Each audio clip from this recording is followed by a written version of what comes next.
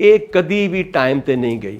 मैं 6 दफ़ा आया वहाँ, 6 दफ़ा ही लेटेगी। जिसको आप नतीजे को समझने के बाद जो करते हैं वो एक्ट होता है। जब आपको ज़रूरतों का पता होगा ना, कभी स्ट्रेस नहीं होता।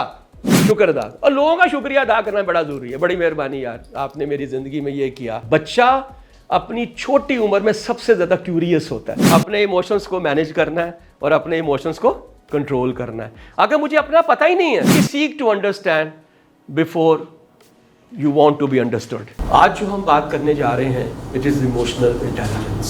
Currently it is the hottest topic as far as your corporate is concerned।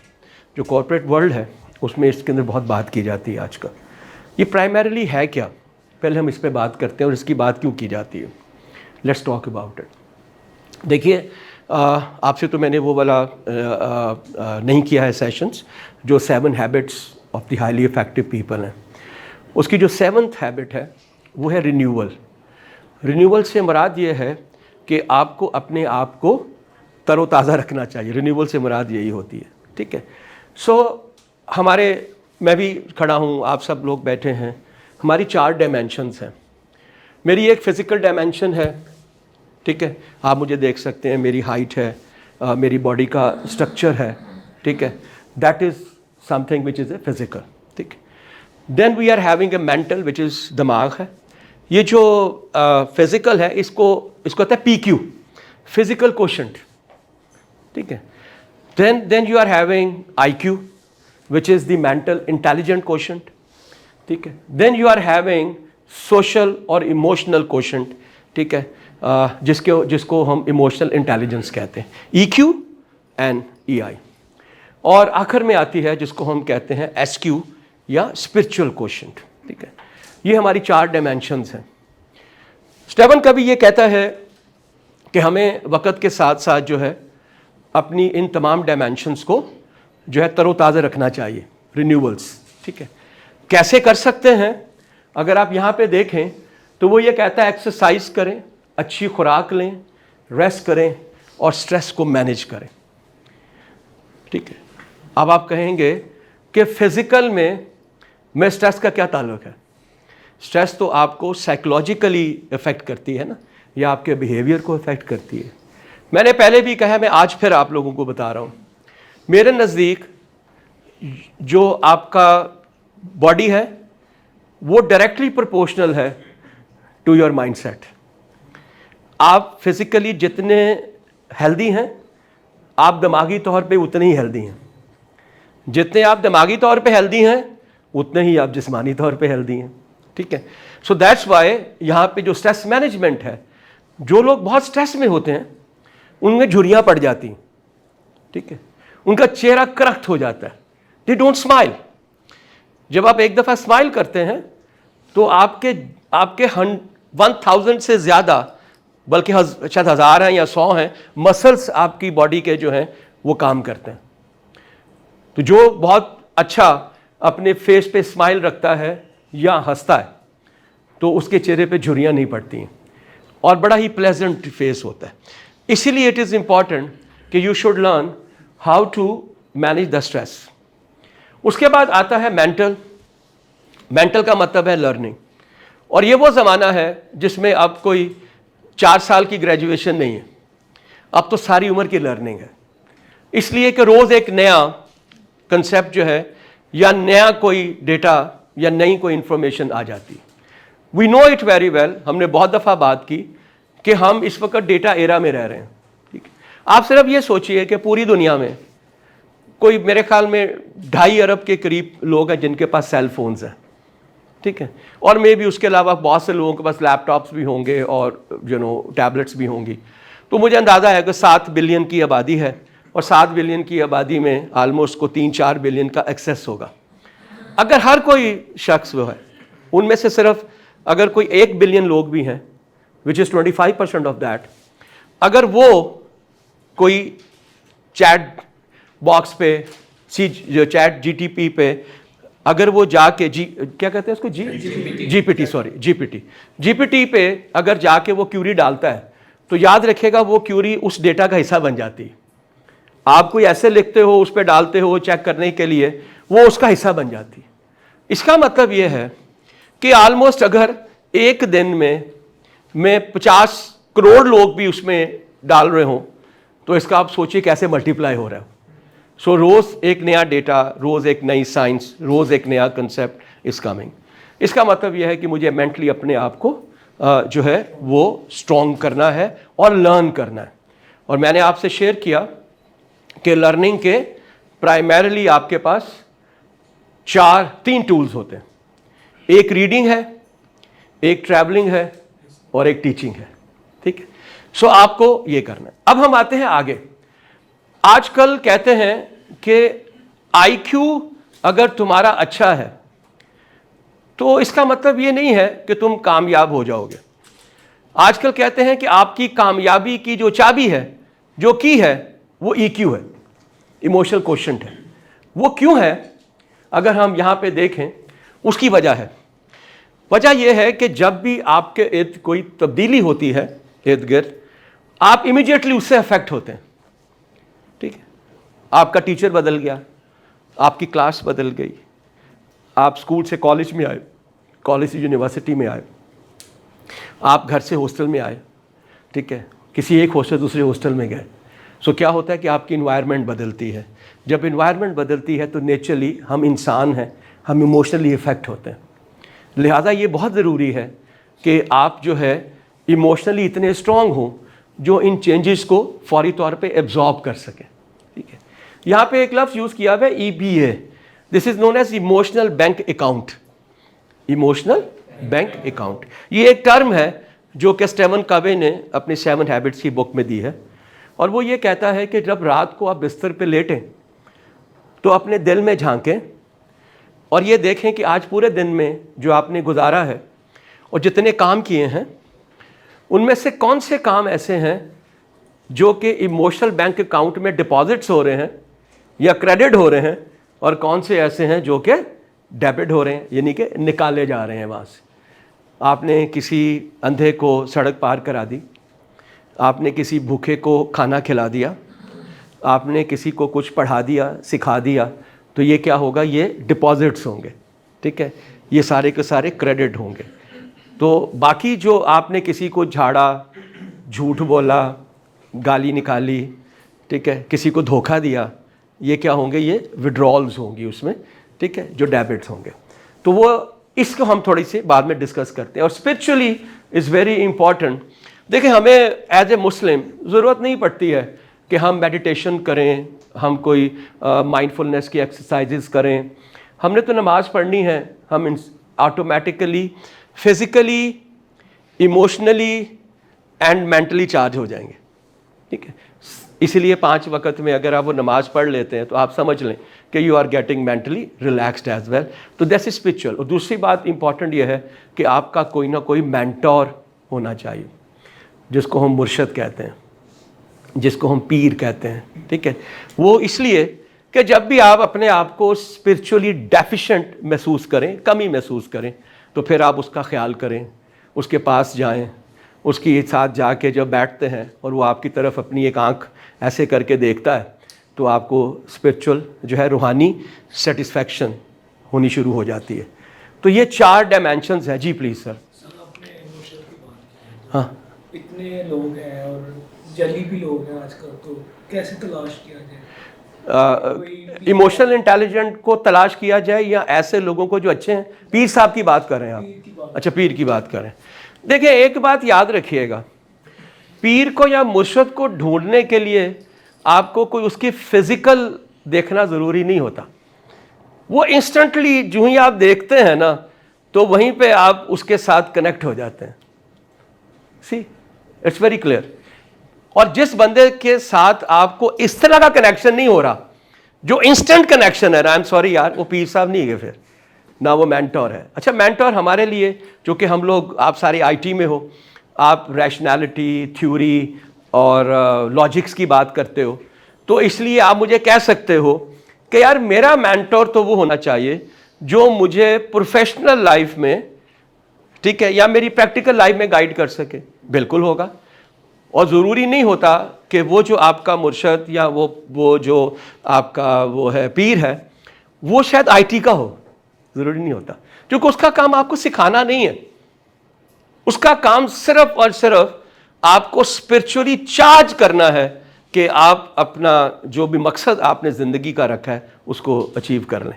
और जब कभी आपके ऊपर कोई ऐसा वक्त आए कि जिस वक्त आपको एक स्पिरिचुअल और इमोशनल ज़रूरत हो, उसकी सपोर्ट की ज़रूरत हो, तो आप उसको याद करें। ठीक है, वो मैंने लास्ट टाइम भी शायद कहा, कभी किसी दुकानदार के पास जाएं, वो ख़ास तौर पर सुनियारों ने बड़ी लगाई होती हैं अपने पीछे तस्वीरें पीर साहब की, तो पता चला हालात ख़राब हो गए, कोई बुरा वक़्त आ गया, तो वो पीछे मुड़ के देखता, कहता है मुर्शद, और उसके दिल को तसल्ली होनी शुरू हो जाती है। हालांकि मुर्शद वहाँ पे नहीं है, वो पावे सेवन शरीफ में है, या वो मरी में है, या मुल्तान में है, या कहीं पे भी है, ठीक है, लेकिन दिल को तसल्ली होनी शुरू हो जाती है। तो आप मुझे बताएं ये क्या है? ये स्पिरिचुअल कनेक्शन है, ये रूहानी कनेक्शन है। तो लिहाजा रूहानी कनेक्शन के लिए ज़रूरी नहीं होता, आपको नज़र आ जाएगा, जिससे भी आपके दिल को देखते साथ तसल्ली होनी शुरू हो जाए ना, ठीक है ना, इसका मतलब ये है कि वो आपका एक मुर्शद या मेंटर हो सकता है। याद रखिएगा, वैसे तो पता नहीं एनाटॉमिकली आप जानते हैं ब्रेन को, तो दो हिस्से हैं। एक आपका जो है वो ऑटोनोमस सेरेब्रल सिस्टम है, वो ये होता है पीछे मेडोला ऑब्लोंगेटा और पॉन्स, ये इस जगह पे, और कहते हैं वो बेसिकली रिस्पॉन्सिबल होता है जज्बात डालने का, ठीक है। लेकिन हमारे यहाँ पे जज्बात वो होते हैं जो दिल से जो हम सोचते हैं। There are two ways you think. जब आप बच्चे के साथ अपने प्यार कर रहे होते हैं, वो यहाँ से नहीं हो रहा होता, वो इधर से हो रहा होता है। आपकी माँ के साथ जो आपका प्यार है, आपके बाप के साथ आपका प्यार है, आप समझते हैं वो दिमागी तौर पे हो रहा है। सबसे ज़्यादा किससे अटैच हैं आप? सबसे ज़्यादा आप अटैच हैं अपनी माँ से। आपको पता उसकी वजह क्या है? क्या वजह है? क्या वजह है? क्या बात है, अनकंडीशनल लव। और आपसे आपकी माँ का ताल्लुक दुनिया में आने से 9 महीने पहले का है। समझ आ रही है बात आपको? तो आप तो उसके जिस्म का हिस्सा हैं। इसीलिए माँ जब आपको देखती है तो फौरन समझ आती है कि तू ही करके आए। ऐसे ही है ना, क्योंकि उस आपके रग रग को जानती है, वो आपसे स्पिरिचुअली कनेक्टेड है। तो यस यू आर राइट, अगर मैं साइंस को पढ़ूं तो न्यूरोट्रांसमीटर्स हो गए और आपके ये जो ऑटोनोमस सिस्टम हो गया, ये बेसिकली जज्बात को डालता है। लेकिन यहाँ पे जो जज्बात की हम बात करते हैं, जब हम दिल से सोचते हैं, दिल से सोचने का मतलब ये कि हम उसमें लॉजिक, रैशनैलिटी, द नंबर्स, ये उसमें नहीं रख रहे होते, ठीक है। तो दैट्स वाई हम इसको दिल के बात करते हैं, ठीक है ना। अब अगला सवाल ये है कि अगर मुझे ये वाला पार्ट जो है, ये देखिए हम ऑलरेडी कर चुके हैं, हमने IQ भी किया, टिकेट्स किए, मैनरिज्म किया, फिजिकल किया। Let's talk about this emotional intelligence, जो मेरा आज का टॉपिक है। अच्छा, मैं वैसे तो बहुत पसंद नहीं करता थ्योरी के बताना, लेकिन थ्योरी में 2 लाइंस बड़ी इंपॉर्टेंट हैं जब हम इमोशनल इंटेलिजेंस को समझना चाहें। The ability to manage both your own emotions and understand the emotion of people around you, very important. हमारा मसला यह है कि हम इमोशनली इंटेलिजेंट होते हैं, लेकिन आधे होते हैं। हम अपने इमोशंस को तो जो है ना शायद देख रहे होते हैं, अगले वाले को नहीं देख रहे होते। हम ये नहीं देख रहे कि इस वक्त जब वो मेरे पास आ रहा है, गुफ्तगू कर रहा है, तो किस कंडीशन में आ रहा है। मसलन एक कस्टमर है, वो आपसे एक कोई सूट लेके चला गया, जब वो घर गया पता चला कि वो तो फटा हुआ था, और उसका घर जो था वो 10 किलोमीटर दूर था। अब वो जब आपके पास आएगा, इसका मतलब है आपको क्या महसूस करना है कि उसकी जो तकलीफ हुई है, उसके जो उसने इमोशनली, फिजिकली उसमें जो अपना वो लगाया है, टाइम लगाया है, ठीक है, या उसका जो लॉस हुआ है वो क्या है। अगर वो नहीं समझ पाएंगे तो शायद आप उसको बड़ी अच्छी तरह से सेटिस्फाई भी नहीं कर पाएंगे, ठीक है। आपका एक दोस्त है, बड़ा बड़ा क्लोज है, और आप उसे बड़ा मजाक करते हैं, पता चला उसके मार्क्स अच्छे नहीं आए थे, वो आपके पास आता है, आप उसे मजाक करना शुरू कर देते हैं। इसका क्या मतलब है? आप अपनी तरफ से ये सोच रहे हैं कि मैं उसका मूड लिफ्ट कर रहा हूं, ठीक है ना, मैं उसको जरा मूड बना रहा हूं। आप ये अंडरस्टैंड नहीं करें कि वो तो स्ट्रेस में आ रहा है बेचारा already. So very important in emotion intelligences, इससे कहीं इंपॉर्टेंट है कि मैं अपने इमोशंस को कैसे जो है वो जानना चाह रहा हूं. I also have to understand other person as well. जो फिफ्थ हैबिट है उसकी स्टेमन का भी, कि वो भी यही कहती है. वो कहती है seek to understand before you want to be understood. पहले अगले को समझो इससे पहले कि अपने आप को समझाना चाहो. आप यकीन करें दुनिया के सारे झगड़े खत्म हो जाएं अगर हम ये समझना शुरू कर दें कि दूसरे को जो समझाना है उससे पहले मुझे उसका समझना ज़रूरी है. दूसरा इंपॉर्टेंट जो वो है the ability to recognise, understand and manage and control. Recognise समझना, देखना, अंडरस्टैंड करना, मैनेज करना और कंट्रोल करना इमोशन जो है ये आपका क्या है, ये आपकी इमोशनल इंटेलिजेंस है. 2 लाइनों में मैंने आपको सबक दे दिया. अगर आप इमोशनल इंटेलिजेंस को बेहतर करना चाहते हैं तो सिर्फ 2 आपने जो है वो अंडरस्टैंड करनी है सिचुएशंस. नंबर 1, मेरे जज्बात क्या हैं और मेरे सामने वाले की जिससे मैं बात कर रहा हूँ या डील कर रहा हूँ उसके जज्बात क्या हैं, ये पहली बात है. और नंबर 2 ये है कि मेरे में ये एबिलिटी होनी चाहिए कि मैं पहचान सकूँ कहाँ पे मुझे किस तरह से अपने इमोशंस को यूटिलाइज करना है, अंडरस्टैंड करूँ, मैनेज करूँ और कंट्रोल करूँ. कंट्रोल, आई एम सॉरी मैं इसको रेड में नहीं कर पाया, बट ये 4 मेजर फेसेस हैं इमोशनल इंटेलिजेंस के. आसान लफ्ज़ों में 2 लाइनों में समझा दिया मैंने अब आपको. ठीक है, आगे. इमोशनल इंटेलिजेंस के लिए करैक्टरिस्टिक्स जो हैं उसके जो उसे क्या कहते हैं, उसके जो खसूसियात हैं वो कौन कौन सी हैं. सबसे पहले सेल्फ अवेयरनेस है, इसलिए कि मुझे क्या करना है, मुझे अपने इमोशंस को जानना है.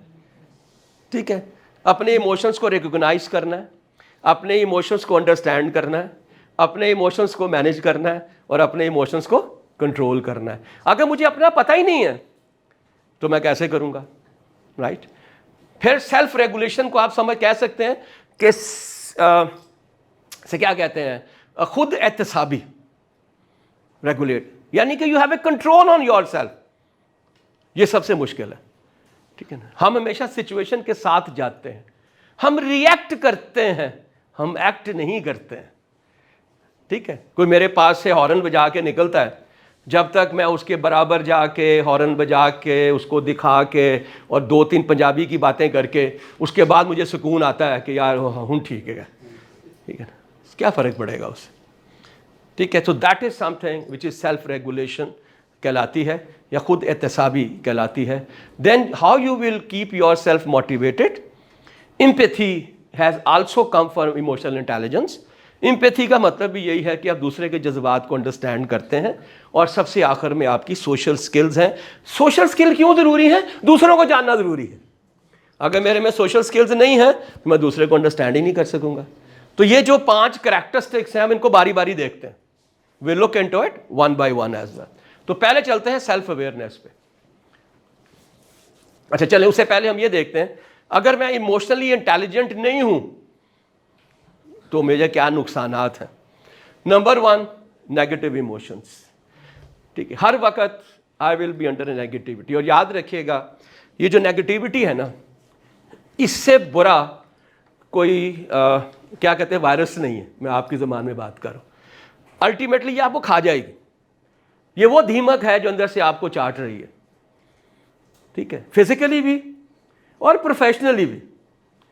दुनिया में आप किसी भी इंसान को कामयाब नहीं देखेंगे अगर वो नेगेटिव माइंडसेट के साथ होगा. हमने पढ़ा माइंडसेट जो है वहाँ पे पढ़ा, पॉसिबल नहीं, पॉसिबल नहीं. इसलिए कि वो जब एम्बिशियस नहीं तो प्लान क्या करेगा. हो गया यार, ख़त्म हो रहा है इधर, तो मेरा ख्याल है बस बेटा गर्क हो गया. जी प्लीज़. अगर मैं लास्ट पे वेट करूंगी तो वो मेरे माइंड से स्किप हो जाएगा. हाँ हाँ. अच्छा, अगर कोई किसी के अंदर नेगेटिव इमोशंस हैं, ठीक है, वो सिर्फ उसके अंदर हैं लेकिन वो बंदा मानता नहीं है. तो ऐसे क्यों होता है कि अगर किसी के अंदर है और वो माने ना, ईगो, ईगो एक हॉल चढ़ाया हुआ अपने ऊपर बिल्कुल. पॉजिटिविटी का हाँ. और एम्बिशियस. नहीं तो आप 2 बातें कर रही हैं. देखिए, एक तो ये कर रही हैं कि वो रिकॉग्नाइज ही नहीं कर रहा अपने आप को कि मैं नेगेटिव हूँ. वो ईगो है. ठीक है ना. मैं अभी थोड़ी देर में जब आऊँगा खुद ही के ऊपर आपको पता है कि इलामा इकबाल ने सिर्फ 2 ऐसी चीज़ें जिस पे अपनी शायरी मोस्टली लिखी है, एक खुदी पे लिखी है और एक शाहीन पे लिखी है। आपको पता है शाहीन पे क्यों लिखी है? उसके एटीट्यूड की वजह से। जी खुदा एटीट्यूड। एटीट्यूड क्या होता है मैं अब आपको बताता हूं।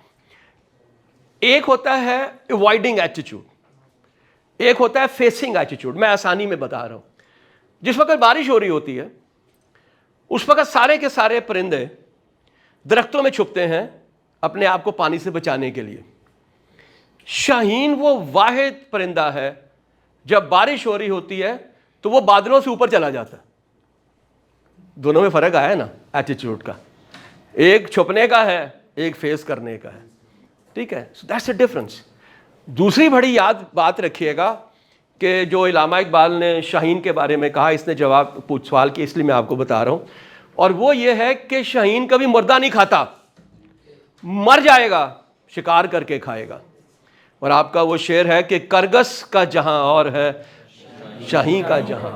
करगस होता है गिद्ध, मरा हुआ खाता है, उसके पास कोई जिंदगी की स्टोरीज नहीं होती। शाहीन के पास स्टोरी होती है। एड्डा वड्डा बकरा सी यहीं कहा कि मैं चुक्या चुक के ले गया, समुद्र में से मछली थी ऐसे मैंने छलांग लगाई मछली उठा के ले गया।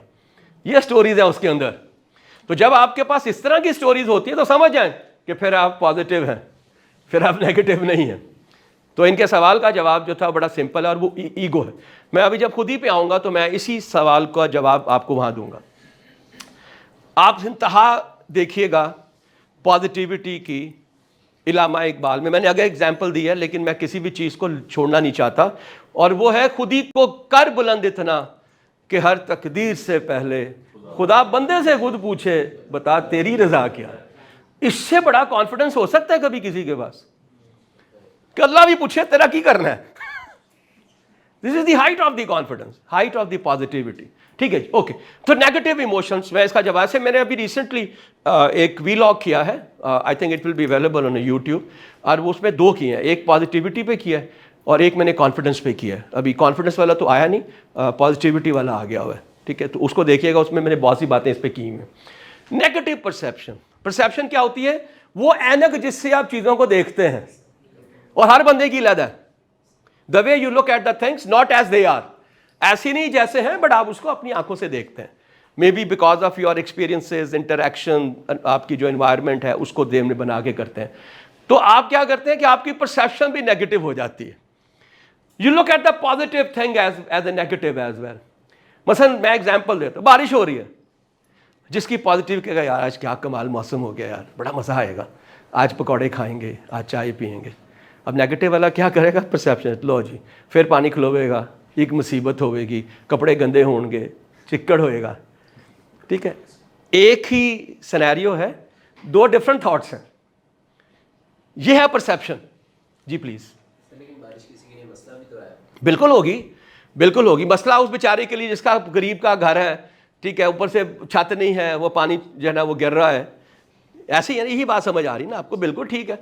अब आप कभी जाके उनमें से देखें, उनमें भी 2 तरह के लोग होंगे। एक वो होगा जो लाचार बन जाएगा, ओए मेरी तो जिंदगी है बस है पानी कट दे रह गई है। ठीक है, दूसरा कहेगा यार चलो जिहो जी ये छाते ही है, जगह तो मेरी अपनी है। तो ये आप देखें एक ही तरह को किस तरह से आप सोचते हैं, ये बेसिक माइंडसेट है आपका, ये माइंडसेट है। लेकिन मतलब बारिश को एंजॉय करने के बजाय अगर कोई दूसरों का सोच रहा है तो किसी और को मुसीबत भी हो सकती है और ऐसे कुछ, वो भी नेगेटिव परसेप्शन में तो नहीं। क्यों? देखें बात यह है कि अगर तो आप इसलिए अगर सोच रहे हैं तो फिर कर दें ना, फिर बारिश से पहले ही कर दें। वाला जने सैलाब आ गया, रुड़ गया, हुण तुसी हुण मंजी देने लगे हो, तो उससे पहले सोचें। पाकिस्तान हमारा जो माशरा है उसमें सबसे बड़ा चैलेंज यही है कि हमारी जो सोशल सोच है ना वो इस तरह की सोच नहीं है जो माशरती सोच हो। हालांकि इस्लाम तो कहता ही यही है यार कि ये जो तुम्हारा हमसाया है वो भूखा नहीं सोना चाहिए। ठीक है, बातें हम दुनिया की बहुत सी करते हैं लेकिन जो प्रैक्टिकल करने वाला काम है वो हम नहीं करते हैं। ठीक है जी, आपने हाथ उठाया। जैसा कि आपने कहा कि नेगेटिव एग्जांपल भी दिया है बारिश में, तो जी जी। तो हम ये कह सकते हैं कि अगर इंसान के अंदर शुक्र आ जाए तो परसेप्शन उसकी चेंज हो सकती है। बिल्कुल, ग्रैटिट्यूड जो होता है, मैंने आगे इस पे बात की है कि ऐसे लोग जो इमोशनली इंटेलिजेंट होते हैं ना, वो हर हालत में शुक्र अदा करते हैं, अल्लाह तेरा शुक्र है। जो नहीं होगा वो कहेगा दसो यार एक गड्डी है अब ये खराब रहती है। दूसरा ये सोचेगा कि यार मेरे पास गाड़ी तो है ना, किसी के पास तो मोटरसाइकिल भी नहीं है। तो ये क्या होता है, ये शुक्र अदा करना है। जिस हालत में भी रहे आप शुक्र अदा करें। जी प्लीज। मोस्टली जो होता है ना नेगेटिव जो एक परसेप्शन होती है वो इसी वजह से बिल्ड होती है कि बाहर के लोगों ने इतनी जी नेगेटिविटी आपके बेटे। अंदर भरी हुई होती है। बेटे ये मैंने वैसे उस प्रोग्राम में कहा है और मैं आपको बता रहा हूँ, ये जो आपकी पर्सनालिटी है ना, इसका पॉजिटिव होना, नेगेटिव होना, इमोशंस, बिहेवियर, ये सारे का सारा पहले 3 से 5 साल में बनता है। और उस वक़्त हम अपने बच्चे को बहुत ज़्यादा क्रिटिसाइज कर रहे होते हैं, ये नहीं करना है ना, हथलाई, ठीक है, इस पर नहीं चढ़ना गिर जाओगे, अकेले बाहर नहीं जाना, ये हो जाएगा, फलां हो जाएगा। तो ज़िंदगी में डोंट्स बड़े होते हैं। जो डोंट्स है ना वो नेगेटिविटी काज करते हैं, ठीक है।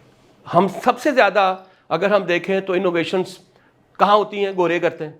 हमारे यहाँ पे हार्डली कोई इनोवेशन है, वैसे हम भी बड़े अच्छे हैं जुगाड़ लगाने में, लेकिन इनोवेशंस की मैं बात कर रहा हूँ, ठीक है। नहीं होती, क्यों नहीं होती? डरते हैं यार ये काम मैं कीता अगर ना होया तो फिर क्या होएगा। तो अनफॉर्चुनेटली हमारे यहाँ पे ज़्यादातर लोग जो नेगेटिव हैं, इसके 3-4 फैक्टर्स हैं नेगेटिविटी के। Number 1 is an environment. आप एक ऐसे घर में रह रहे हैं जहाँ पे हर वक्त लड़ाइयाँ रहती हैं, ज़रा सी बात पे, या फ़र्ज़ करें वाले साहब नशा करते हैं, माँ झाड़ा डालती है, या जॉइंट फैमिली में है, हर वक्त लड़ाइयाँ लगी रहती हैं, ये एनवायरनमेंट है। दूसरा पीपल हैं। आपके इर्द गिर्द अगर बचपन में बहुत से नेगेटिव लोग होंगे तो आपकी जो है ना वो नेगेटिविटी जो है वो बढ़ जाएगी। और तीसरी वजह एक्सपीरियंस, तजर्बा है। When you are expose to a lot of failures then ultimately you will become negative। वो कहते हैं सक्सेस ब्रीड सक्सेस, कामयाबी हमेशा कामयाबी लेकर आती है। अब मैं देखूंगा कि सेकंड टेस्ट में पाकिस्तान कैसे खेलेगा। क्या हुआ है, इतनी कुट पड़ी है कि आपके कंधे इधर चलेंगे। आप उनकी बॉडी लैंग्वेज तो देखें। एंड आई सेड दैट, मैंने ये कहा था, I am a cricketer as well. मैं अपने बेटे के पास बैठा, मैं आई देख रहा था, कहता dad they are doing wonderfully well. मैंने कहा there are chances that England will make more score than you, क्योंकि वो अभी सीरीज खेल के आ रहे हैं ना इंग्लैंड के ऑस्ट्रेलिया के साथ। अभी श्रीलंका ऑस्ट्रेलिया से भी खेला ना, वनडे खेला वहाँ पे, वो खेल के आ रहे हैं। और वहाँ पे उनका जो एवरेज जो पर आवर्स थी ना वो 4 से 5 थी। और ये जो 800 स्कोर किया 5 की एवरेज से किया। आप नंबर ऑफ ओवर्स पे कैलकुलेट करके देखें, 3-3.5 पे तो आपने भी किया था। समझ आ रही है बात आपको? तो अब आप देखना ये कि ये वापस कैसे आते हैं। जो पॉजिटिव बंदा होता है ना उसमें सिर्फ एक ही खुसूसियत होती है, सलाहियत। जब हालात उसको जो है ना वो मार मार के गिरा रहे होते हैं ना, उसमें हिम्मत होती है वापस उठने की। बस यही फ़र्क है। पॉजिटिव बंदा हमेशा उठे, कोई बात नहीं यार कुछ तो रह गया होगा, लेट्स डू हार्म गुड, वो लर्न करता है उससे, ठीक है। और जो नेगेटिव माइंडेड आदमी होता है वो कहता है मेहनत तो हमेशा ऐसा ही होना है, मैं जो मर्जी कर ला। तो ये माइंडसेट है, ठीक है। देन सॉरी बिहेवियरल इश्यूज आएंगे, absolutely right.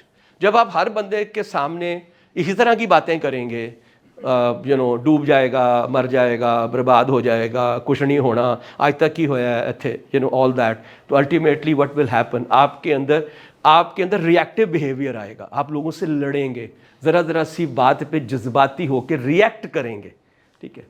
Poor communication, Y? Negative आदमी के पास सिर्फ नेगेटिव वर्ड्स होते हैं, मुस्बत लफ्ज़ नहीं होते। ये जो लफ्ज़ है ना मुस्बत, मैंने बड़ी एक्सरसाइजेस की हैं, ट्रेनिंग की हैं, तो मैंने एक्सरसाइज कराई है। मैंने लोगों से कहा कि 30 सेकंड के अंदर जितने भी पॉजिटिव वर्ड्स लिख सकते हो लिखो। सबसे ज़्यादा जो किसी ने लिखे थे ना वो शायद 12 थे या 11 थे, मुझे एग्जैक्टली याद नहीं, ठीक है। Stunning, fabulous, daring, beautiful, outstanding, great, wow. See these are the words. आप सोचें जब किसी से आप बात कर रहे हो कि कुछ भी कहे कि यार क्या बात की आपने, वाह वाह वाह वाह, ओ हो, you look absolutely stunning today, wow this colour suits you a lot. आप सोच सकते हैं कि क्या वो इम्पैक्ट क्रिएट करता है। ठीक है, हमारे पास अनफॉर्चुनेटली इस तरह के अल्फाज का कोई वो वोकेबलरी है ही नहीं, ज़ख़ीरा ही नहीं है। उसकी रीज़न क्या है कि हम ना तो तीतर है ना बटेर है, ना इंग्लिश आती है ना उर्दू आती है। ठीक है, और उर्दू में तो वैसे ही लफ्ज़ बहुत कम है, इंग्लिश में तो फिर भी आपको बहुत से लफ्ज़ मिल जाते हैं, लेकिन इसी वजह से हमारी वोकेबलरी कम है। तो जब आपका बिहेवियर कम्युनिकेशन होती है ऐसे बंदों की, उसमें नेगेटिव वर्ड्स का इस्तेमाल बहुत होता है। ठीक है, रिड्यूस प्रोएक्टिविटी, रिएक्टिव हो जाते हैं। प्रोएक्टिव होता है जब आप एक्ट करते हैं, ठीक है, और रिएक्टिव होता है जब आप जो है ना इमीडिएटली रिस्पॉन्ड करते हैं, और most of the time that response is negative. ठीक है, व्हाट विल हैपन, मैं एग्जांपल देता हूँ, हमने इसके बारे में नहीं देखा, बट कभी मौका मिलेगा तो एक वीडियो अवेलेबल है 90-10 प्रिंसिपल, स्टीवन कवे का, यूट्यूब पे देखिएगा, 90-10 प्रिंसिपल देखिएगा। वो कहता है 10% what is happening around you is not in your control. How you respond to it, that 90% in your control. मैं आपको एग्जांपल देता हूँ। मैं फ़्लाइट पे जा रहा हूँ, मैं चेक इन करता हूँ, बोर्डिंग पास लेता हूँ, ट्रांजिट लाउंज में जाता हूँ, तो मुझे पता चलता है कि फ़्लाइट 3 घंटे लेट है। आपको पता है पाकिस्तानियों का क्या रिएक्शन होता है? सीधा काउंटर पे जाएंगे, एयरलाइन के स्टाफ को बोलेंगे, उनको गालियाँ निकालेंगे, आपस में क्या कहेंगे, एक कदी भी टाइम पे नहीं गई, मैं 6 दफ़ा आया वहाँ, 6 दफ़ा ही लेट है किसी। ठीक है, और फिर वो उसके साथ क्यों हुआ क्या हुआ। देखिए सीधी सी बात है, तुम्हारे इस तरह के कहने से फ़्लाइट तो नहीं जा सकती ना, तो क्या करोगे, वो जो 3 घंटे अपने दिमाग को अजाब डाल के बैठे हुए, क्या हमने करना है, स्ट्रेस को मैनेज करना है। ठीक है, अजाब डाल के बैठे होगे आप, राइट। ये क्या है, ये रिएक्टिव है। प्रोएक्टिव क्या है, हुनते कुछ नहीं हो सकता यार, तो ये जो 3 घंटे मेरे पास है इसका मैं क्या इस्तेमाल करूं। तो मैंने जब 90-10 वाली वो वीडियो देखा तो उसके बाद मेरी ज़िंदगी में बहुत सी चेंजेस आई। मैं भी ऐसे ही करता था। तो मैं फिर अब जब मैं जाता हूँ वहाँ पे फ़्लाइट लेट्स होती है, because I travel a lot, मैं क्या करता हूँ, मैं उस टर्मिनल को देखता हूँ, मैं उस एयरपोर्ट को देखता हूँ, मैं लोगों को मिलता हूँ, उनकी दोस्तियाँ करता हूँ, कोई किताब निकाल लेता हूँ, लैपटॉप खोल के जो पुराना काम है वो ख़त्म करता हूँ।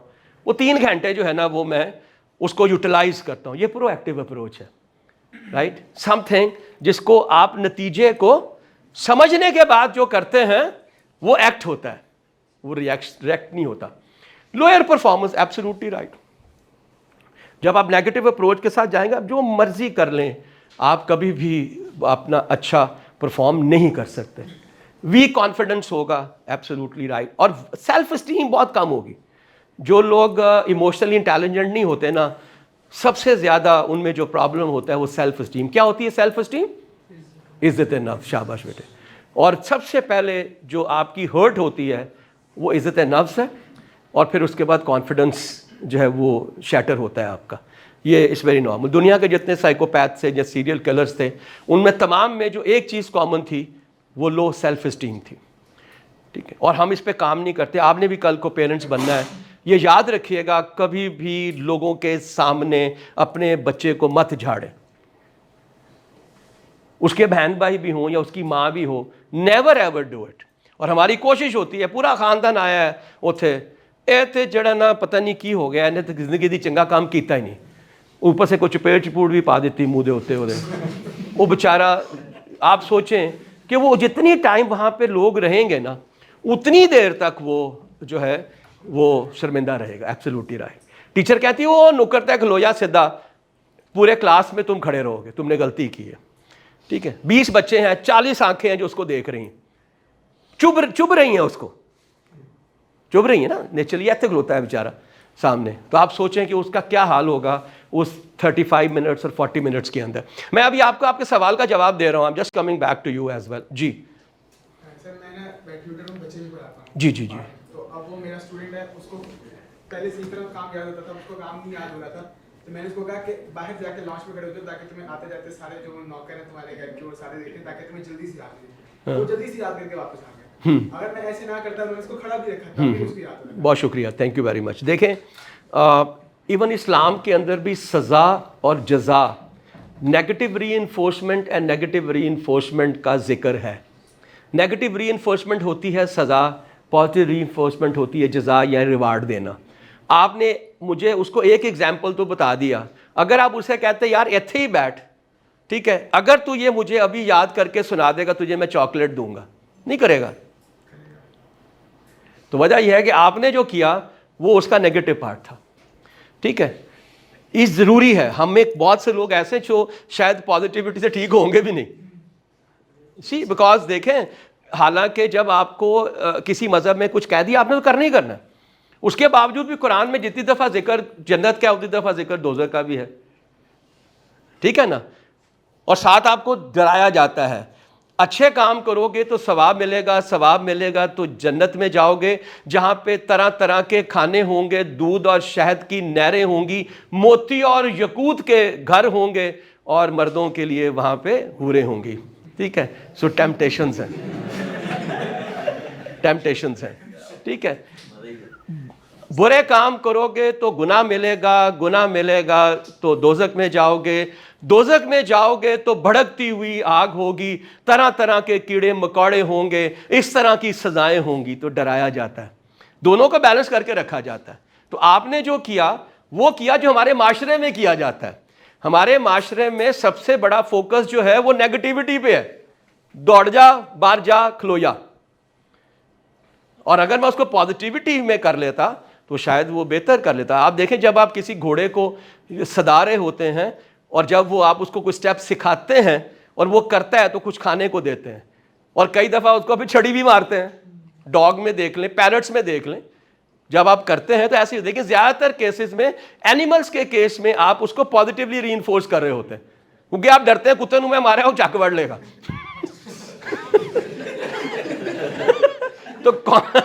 तो कॉन्सिक्वेंस की वजह से ये करते हैं, वरना हमारा रिएक्शन नहीं, उन्हें ठुड्डा मारना है पहले, सबको पहले मैन, ऐसा है। Okay, damaged relationship, I am sorry पूरा नहीं है, डैमेज रिलेशनशिप है। जब आप लोगों के साथ अच्छी तरह बोलेंगे नहीं, अच्छी तरह से उनके सामने अपनी शक्ल लेके नहीं जाएंगे तो कौन आपसे बात करना चाहेगा यार। You have a damage relationship and you ultimately going to have the failures. I am very very confident, I am seriously telling you कि इस वक्त पाकिस्तानी क्रिकेट टीम को किसी चीज़ की ज़रूरत नहीं है, उनको इस वक्त मोटिवेशन की ज़रूरत है। एक वक्त में ना ऑस्ट्रेलिया की टीम पे ये वक्त आ गया, ठीक है, they were continuously losing the matches, then they thought what to do. तो उनका वहाँ पे एक सर्वाइवर मोटिवेशनल स्पीकर है या पर्सन है जो सिर्फ एक चाकू और शायद एक बिस्किट का बॉक्स लेके जाके तो 15-15, 20-20 दिन जंगल में सर्वाइव करता है। उन्होंने उसको बुलाया, ठीक है, और उसको टीम का उन्होंने वो क्या कहते हैं स्पिरिचुअल मेंटोर रखा। उन्हें बस स्टोरियाँ सुनाई, कहता वहाँ मैं गया, मेरे को कुछ नहीं सी, मैं भुखा लेटा रहा, मैं आखिर पता नहीं ये किया, मैंने वो किया, एंड अल्टीमेटली बूस्ट किया उनके कॉन्फिडेंस को और मोटिवेशन, दे स्टार्टेड विनिंग। तो पाकिस्तान में इस वक्त जो टीम में आपको नज़र आ रहा है वो बेसिकली नेगेटिविटी नज़र आ रही है, and they are currently having a very very compromised kind of the emotional stress as well.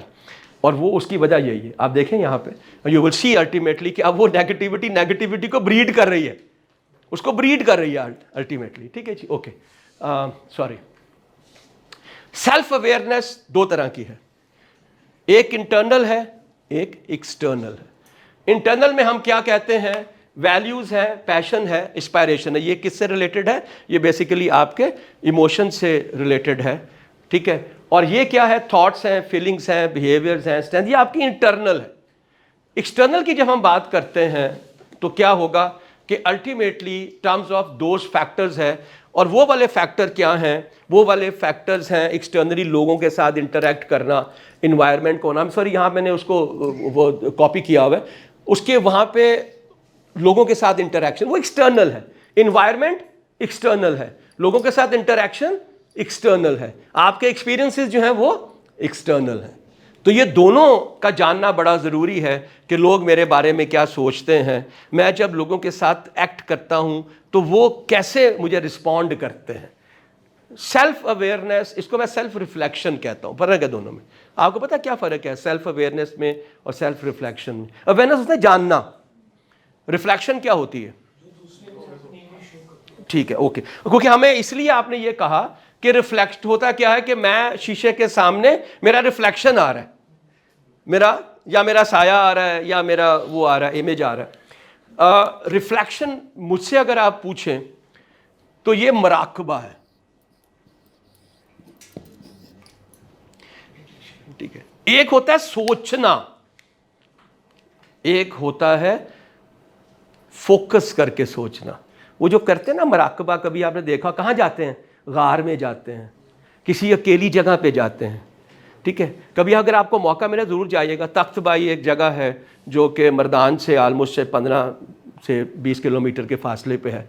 वहाँ पे एक तख्तबाई, एक सिविलाइजेशन है बुद्ध की, बुद्धिज़्म के ज़माने की, 5000 साल पुरानी हिस्ट्री है। तो वहाँ पे कभी आप जाएँ, सीढ़ियाँ नीचे उतरती हैं, वहाँ पे एक कॉरिडोर है, कॉरिडोर के राइट साइड के ऊपर कमरे हैं। उनका जो दरवाज़ा है ना वो हार्डली 2.5 फीट का है। तो वहाँ पे जो उनके पुराने बुत थे ना, उसके अंदर झुक के अंदर जाते थे और वहाँ बैठ के इबादत करते थे। इतना छोटा दरवाज़ा है ताकि एकदम से अपने आप पे फोकस कर लें। फिर जब थकते थे बाहर निकलते थे तो राइट साइड पे खाली मैदान है जहाँ वो एक्सरसाइज करते थे या फिजिकल मूवमेंट करते थे, ताकि उनको जो है वो उनके जो जॉइंट्स हैं वो फ्लैक्सिबल रहें। उसे कहते हैं मराकबा। बहुत से ये हिंदू जो होते हैं, ये योगी वगैरह जब जाते हैं तो ये क्या करते हैं, ऐसी गारों में जाते हैं जिसके ऊपर आबशार होती है और अंदर बिल्कुल सुकून से they only think about it. इसका मतलब क्या हुआ कि एक हफ्ते में एक दिन 15 मिनट के लिए सिर्फ आप एक कोने में बैठ के अपने बारे में सोचें। इसको कहते हैं सेल्फ रिफ्लेक्शन। आप कभी इसे करके देख लें, आपको अंदाज़ा होगा कि आपकी जो सोच है वो बड़ी तेज़ी से बदलना शुरू हो जाएगी। और जो जो आपके दिमाग में आए उसको लिखते रहें, कीप ऑन राइटिंग अपने बारे में। तो दैट इज़ इम्पॉर्टेंट कि आपको अपने बारे में इंटरनल एंड एक्सटर्नल तभी पता चलेगा जब आप रिफ्लेक्ट करेंगे। मैं अवेयरनेस के अगेंस्ट हूँ। ये कुछ पॉइंट्स हैं जो मैंने निकाले हैं, इसके ज़्यादा भी हैं। आपको अपनी पर्सनैलिटी का पता होना चाहिए, वैल्यूज़ का पता होना चाहिए, हैबिट्स आदात का पता होना चाहिए, आपकी ज़रूरतों का पता होना चाहिए और आपकी इमोशंस का पता होना चाहिए। अब मैं आपको बारी बारी बताता हूँ। सबसे पहले देखते हैं पर्सनालिटी, ठीक है। मसलन मैं आसान करने की बात कर रहा हूँ। 2 तरह की पर्सनालिटीज़ होती हैं, एक्सट्रोवर्ट एंड इंट्रोवर्ट। एक्सट्रोवर्ट जो होती हैं, जो थोड़े शोखे होते हैं, I am sorry to use this word, शोखा मतलब नेगेटिव में नहीं ले रहा, लोगों से बातें करते हैं, लोगों से मिलते हैं, लोगों के साथ रहना पसंद करते हैं, ठीक है। They are the people person, right. तो वो क्या होंगे, वो किस में जाएंगे, पेशे में जाना चाहिए उनको जहाँ पे लोगों से मिलना है, कस्टमर सर्विसेज करें, सेल्स में जाएं, फ्रंट ऑफिस पे जाएं, ठीक है, जहाँ पे लोगों से इंटरेक्ट करें। आप एक्सट्रोवर्ट हैं, आप सेल में नहीं कामयाब हो सकते। इंट्रोवर्ट वो होगा जो लोगों को अवॉइड करता है, अपने आप में रहता है, ठीक है। इसका मतलब है कि उसको पब्लिक डीलिंग पे नहीं जाना चाहिए। चला जाएगा, शायद कोई थोड़ा बहुत काम कर भी लेगा, लेकिन शायद बहुत ज़्यादा एक्सेल नहीं कर पाएगा। उसकी जो अल्टीमेट लेवल है ना, जो ऑप्टिमम लेवल है, उस पर नहीं जा पाएगा। ये आपकी personality. You should know about your personality. When you know your personality then you should be able to select the profession जो सबसे अच्छा आपको लगेगा। देन वैल्यूज़ क्या होती हैं? प्रिंसिपल्स हैं जिस पे मैंने ज़िंदगी, असूल है ज़िंदगी के जिस पे मैंने गुजारनी है। मैंने ये काम नहीं करना, मैंने रिश्वत नहीं लेनी, मैंने लोगों के दिल नहीं दुखाने, मैंने फ़लाँ नहीं करना, मैंने ये नहीं करना। ये प्रिंसिपल्स हैं, ये वैल्यूज़ हैं, बड़े इंपॉर्टेंट हैं। ये करैक्टर का हिस्सा है, ये करैक्टर का हिस्सा है। और करैक्टर क्या होता है? जड़ें होती हैं आपकी। जितनी मजबूत जड़ें होंगी उतने ही आप जो है ना तनावर क्या कहते हैं वो दरख्त बन सकेंगे, जिसमें फूल होंगे, जिसमें पत्ते होंगे, जिसमें वैल्यूज़ होंगी, वो होंगे अपना क्या कहते हैं फल होंगे। हैबिट्स याद रखें, मैंने पहले भी आपसे कहा, first we make our habits then habits make us. पहले हम आदतें बनाते हैं, फिर आदतें हमें बनाती हैं, ठीक है। आपको अपनी आदतों का पता तो है, लेकिन कभी डिफ्रेंशिएट किया है कौन सी इसमें से नेगेटिव है, कौन सी पॉजिटिव है? मैं देर से उठता हूँ, मेरी आदत है। मैं देर से सोता हूँ, मेरी आदत है। मैं सुबह नाश्ता नहीं करता, मेरी आदत है। मैं रात का खाना नहीं खाता, मेरी आदत है। मैं दोपहर का खाना नहीं खाता, मेरी आदत है। मैं लोगों से मिलने नहीं जाता, मेरी आदत है। आप यकीन करें कि अगर मैं आपसे कहूं कि अभी लिखो, तो शायद आपको अपनी 5 आदत के बारे में पता नहीं होगा। तो आपको करना यह है कि दोनों को डिफ्रेंशिएट करना है। ये मेरी मस्बत आदत है, ये मेरी, मसलन आप नमाज पढ़ते हैं, ये आपकी एक पॉजिटिव है, ठीक है। आप लोगों के बारे में बड़ा सेंसिटिव हैं, वो आपकी पॉजिटिव। आप लोगों की मदद करते हैं, ये आपकी एक अच्छी आदत है, ठीक है। उसके बाद नीड्स, अंधाधुंध काम कर रहे हैं, पागल हो गए हैं, बीमार हो गए हैं, पैसे जमा कर करके, करते क्या हैं, 2 वक्त की रोटी खाते हैं और सो जाते हैं। या एक आध को मोटर बाइक है, ये गाड़ी है, यही मेरी ज़रूरतें हैं। नीड्स होती हैं आपकी ज़रूरतें, ठीक है, राइट, नेसेसिटीज़, ये आपकी ज़रूरतें हैं। तो फिर आपको इतना काम करने की क्या ज़रूरत है यार? किसके लिए कर रहे हैं? बच्चों के लिए। ऐसे ही है ना। तो बाद में होता ही है कि जो अब्बा मारता है तो बच्चे आपस में लड़ते रहते हैं जदाद के लिए, है ना। आज बड़ी कमाल की बात आपसे कर रहा हूँ। 2 तरह के लोग होते हैं दुनिया में। एक तरह के लोग वो होते हैं जो गरीब पैदा होते हैं और अमीर मरते हैं। दूसरे वो होते हैं जो अमीर पैदा होते हैं और गरीब मरते हैं। पैदा होने से मुराद है अमीर बनते हैं, ठीक है, और गरीब होके मरते हैं। ये वो लोग हैं जो अपनी ज़िंदगी को भरपूर गुजारते हैं, जो कमाते हैं उसको एंजॉय करते हैं। I have seen a lot of people, 3 crore रुपए की प्रॉपर्टी पई हुई है और पता नहीं कल्टस गड्डी को 2005 की रखी हुई है। क्या करेगा उस पैसे का? एक बेटी है, उसके लिए हर चीज़ उसने जो है ना ऑलरेडी अरेंज की हुई है। क्या कर रहा है? ज़िंदगी को गुजार रहा है। बीमार होता है तो कहाँ जाता है? जो वो रफाई ही नहीं होती, वेलफेयर डिस्पेंसरी, उतो दवाई लेके आंदा है। सस्ती से सस्ती चीज़ें खाता है, क्या फ़ायदा? ये वो है जो अमीर मरते हैं, ये वो लोग हैं जो अमीर मरते हैं। तो याद रखिएगा, कोशिश करें कि जो कमाएं वो करें। आप मुझे बताइए कि आपके वालिद साहब ने आपको क्या दिया? आज आप जो है ना सेल्फ मेड हैं, ठीक है, हमारे साथ भी ऐसे ही था, राइट। तो क्या ये ज़्यादा फ़ख्र की बात नहीं है किसी बाप के लिए कि मेरा बच्चा देखो जी, मैं तो कुछ नहीं देता, आप पे ही कारोबार किया है उन्हें। सी सो लेट दी, जो मिले उसको इंजॉय करो। और मैंने इसलिए ये कहा कि आपको ज़रूरतों का पता होना चाहिए अपनी। जब आपको ज़रूरतों का पता होगा ना, कभी स्ट्रेस नहीं होता, कभी फ्रस्ट्रेशन नहीं होती, कभी नेगेटिविटी नहीं होगी। जी सर, जैसे कि भी आपने कहा कि एक लेट्स सपोज एक बंदा गरीब था पहले, आहिस्ता आहिस्ता वो कमा के अमीर हो गया। जी जी।